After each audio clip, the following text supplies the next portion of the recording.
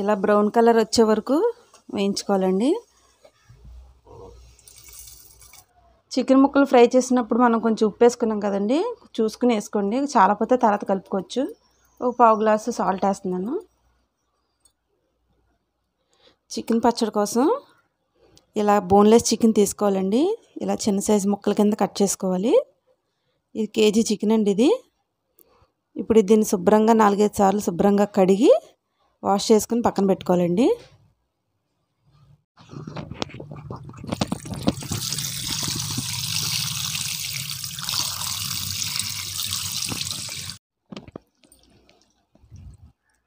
శుభ్రంగా 4 సార్లు కడిగానండి.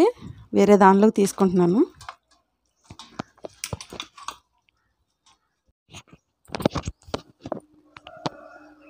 ఇప్పుడు ఈ చికెన్లోనికి 1 స్పూన్ పసుపు వేసుకోవాలండి. 1 స్పూన్ ఉప్పు కూడా వేసుకోవాలి.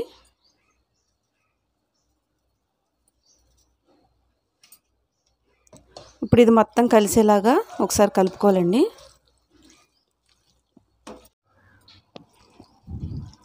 మొత్తం బాగా కలిపేసానండి. ఇప్పుడు ఇది స్టవ్ వెలిగించుకుని వేరే కళాయి పెట్టుకుందాం.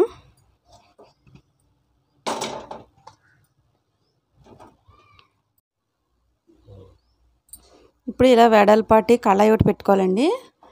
మనం ఉప్పు పసుపు వేసి కలుపుకున్నాం కదండి, ఈ చికెన్ ఇందులో వేసుకోవాలి. ఆయిల్ ఏమీ వేయకూడదు.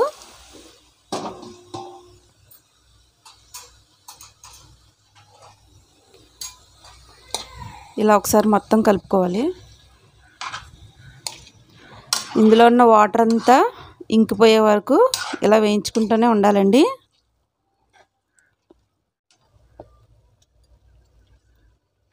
ఇప్పుడు చికెన్లో ఉన్న వాటర్ అంతా ఇలా రిలీజ్ అయింది కదండి. ఇప్పుడు ఇది మొత్తం ఇంకే వరకు వేయించుకోవాలి. ఇది వేగేలోగా మనం మసాలా ప్రిపేర్ చేసుకుందాం ఈ చికెన్ పచ్చడి కోసం. ఇది పక్క స్టవ్ మీద పెట్టుకొని వేరే పాన్ పెట్టుకొని 2 స్పూన్లు ఆవాలు, ఇవి కొంచెం లైట్గా ఫ్రై అవ్వాలండి. చిన్న మంట మీద ఫ్రై చేసుకోవాలండి, పెద్ద మంట పెట్టకూడదు. ఇవి కొంచెం ఫ్రై అయిన తర్వాత 2 స్పూన్లు ధనియాలండి,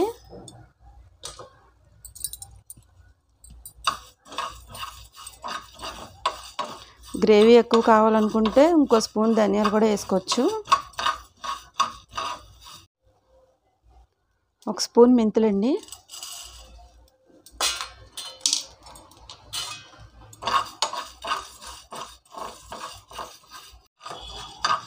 మెంతులు కూడా లైట్గా ఫ్రై అయినాయి కదండి. ఇప్పుడు దీంట్లోనికి 1 స్పూన్ జీలకర్ర, ఒక 4 యాలకులు, ఒక 5-6 లవంగాలు, 2 ఇంచులు దాల్చిన చెక్క, ఇవి కూడా ఒకసారి ఫ్రై చేసుకోవాలి.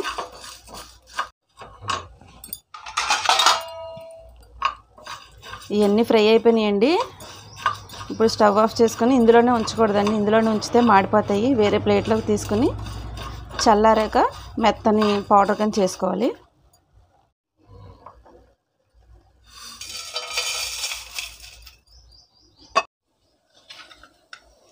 ఇప్పుడు ఇందులో ఉన్న వాటర్ అన్నీ ఇంకిపోయినాయి కదండి, ఇలాగ మొత్తం ఇంకే వరకు వేయించుకోవాలి. ఇప్పుడు ఇదంతా వేరే దానిలోకి తీసుకుందాం.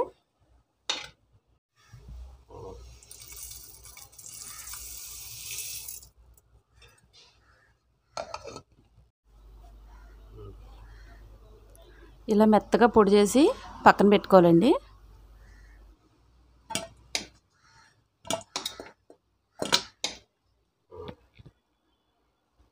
ఇప్పుడు అదే కళాయిలో ఒక పావు కేజీ దాకా ఆయిల్ వేసుకోవాలండి. వేరుశనగ నూనె అండి ఇది.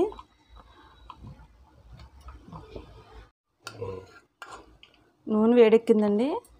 ఇప్పుడు ఇందాక వేయించుకున్న చికెన్ ముక్కలన్నీ దీనిలో వేసుకోవాలి.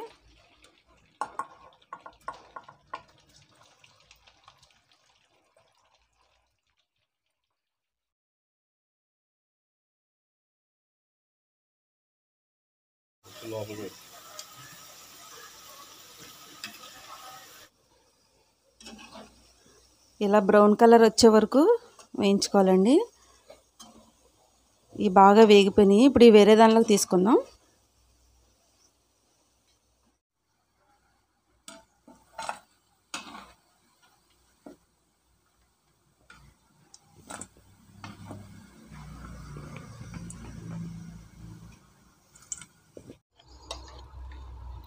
ఇప్పుడు చికెన్ ముక్కలు ఫ్రై చేసిన ఆయిల్లోనే 2 స్పూన్లు అల్లం వెల్లుల్లిపాయ పేస్ట్ వేసుకోవాలండి. ఫ్రెష్గా దంచుకోవాలండి అప్పటికప్పుడు, అప్పుడే పచ్చడి టేస్ట్గా ఉంటుంది.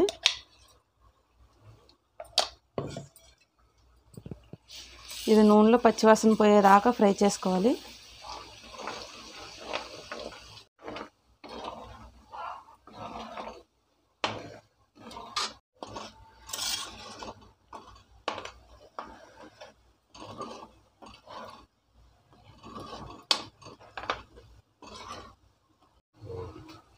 అల్లం వెల్లుల్లిపాయ పేస్ట్ బాగా ఏగిందండి.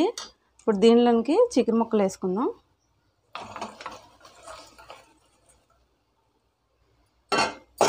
ఒకసారి మొత్తం కలుపుకోవాలి.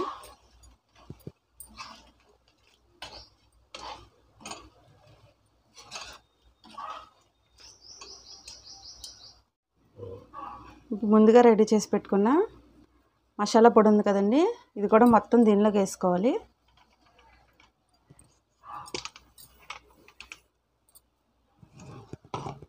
ఇది కూడా ఒకసారి కలుపుకొని ఇప్పుడు కారం వేసుకుందామండి.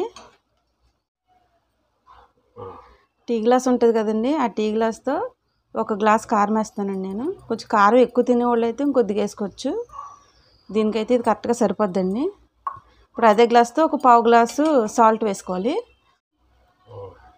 చికెన్ ముక్కలు ఫ్రై చేసినప్పుడు మనం కొంచెం ఉప్పు వేసుకున్నాం కదండి, చూసుకుని వేసుకోండి. చాలా పోతే తర్వాత కలుపుకోవచ్చు. 1 పావు గ్లాసు సాల్ట్ వేస్తున్నాను. ఇప్పుడు ఇదంతా మొత్తం కలిసేలాగా ఒకసారి కలుపుకోవాలి.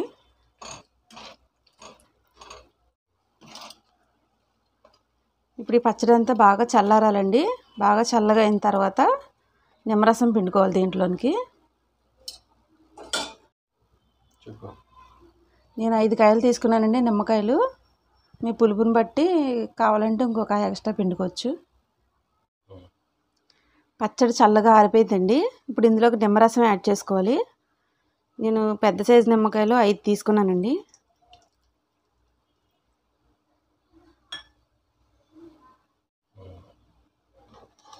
నిమ్మరసం యాడ్ చేసాం కదండి, ఒకసారి మొత్తం కలుపుకోవాలి.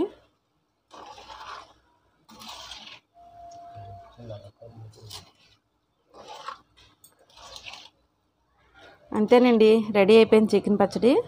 ఉప్పు అది చాలా పోతే ఒకసారి చూసుకుని మళ్ళీ వేసుకోవచ్చు. వేడివేడి రైస్లోకి ఈ చికెన్ పచ్చడి వేసుకొని తింటే చాలా బాగుంటుందండి. మీరు ఒకసారి ట్రై చేయండి. మీకు ఎలా వచ్చిందో కామెంట్ సెక్షన్లో తెలియచేయండి. ఈ వీడియో నచ్చితే ప్లీజ్ లైక్ చేయండి, షేర్ చేసి సబ్స్క్రైబ్ కూడా చేయండి. థ్యాంక్స్ ఫర్ వాచింగ్ అండి.